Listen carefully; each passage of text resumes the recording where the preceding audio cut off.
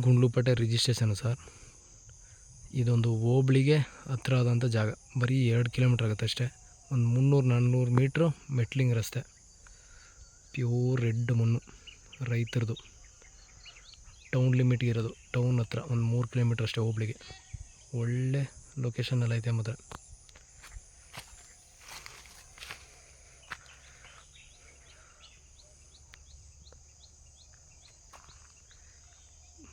Water belt area ಮಾತ್ರ ತುಂಬಾ ಚೆನ್ನಾಗಿದೆ. Pure red Moon.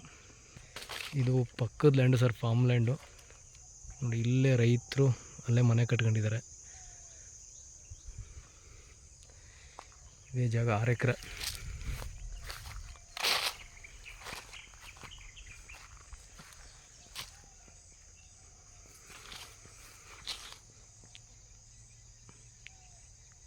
ಅಗ್ರಿಕಲ್ಚರ್ಗೆ ಒಳ್ಳೆ ಜಾಗ.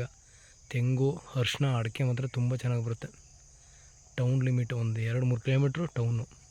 ನಿಮಗೆ ರಸ್ತೆ ಮತ್ತು ತಾರ್ ರೋಡ್ ಎಲ್ಲ ತೋರಿಸ್ಕೊಡ್ತೀನಿ. ನೀವು ಎಷ್ಟು ಅಡಿ ಹೊಡಿರಿ ಒಳ್ಳೆ ಸಾಯಿಲ್ ಮಾತ್ರ. ತೆಂಗಿಗೆ ಸೂಪರಾಗಿದೆ. ಗುಂಡ್ಲುಪೇಟೆ ರಿಜಿಸ್ಟ್ರೇಷನು ಒಂದು 10 ಕಿಲೋಮೀಟ್ರ್ ಆಗುತ್ತೆ ಗುಂಡ್ಲುಪೇಟೆಗೆ.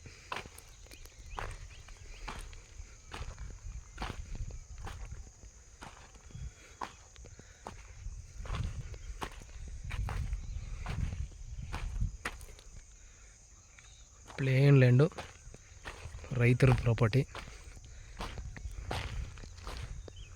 23 ಲಕ್ಷ ಹೇಳ್ತಾಯಿದ್ದಾರೆ ಒಂದು ಎಕರೆಗೆ. ಒಂದು 21-22 20 ಲಕ್ಷ ಮೇಲೇ ಸರ್. ಇವಾಗ ಜಮೀನು ಸಿಗ್ತಾಯಿಲ್ಲ, ತುಂಬ ದುಬಾರಿ ಆಗಿಬಿಟ್ಟೈತೆ. ರೈತರ ಪ್ರಾಪರ್ಟಿ ನೀವೆಲ್ಲೇ ನೋಡಿದ್ರು 20 ಲಕ್ಷ ಮೇಲೇ ಸರ್.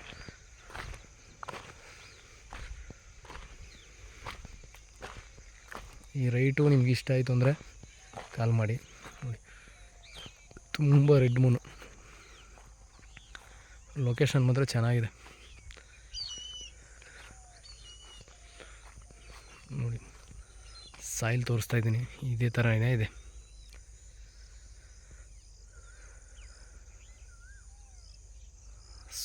ಬಾಕ್ಸ್ ಟೈಪೇ ಇದೆ ಜಾಗ ಮಾತ್ರ.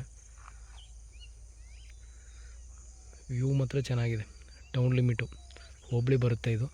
ಅಲ್ಗತ್ರ ನಿಮಗೆ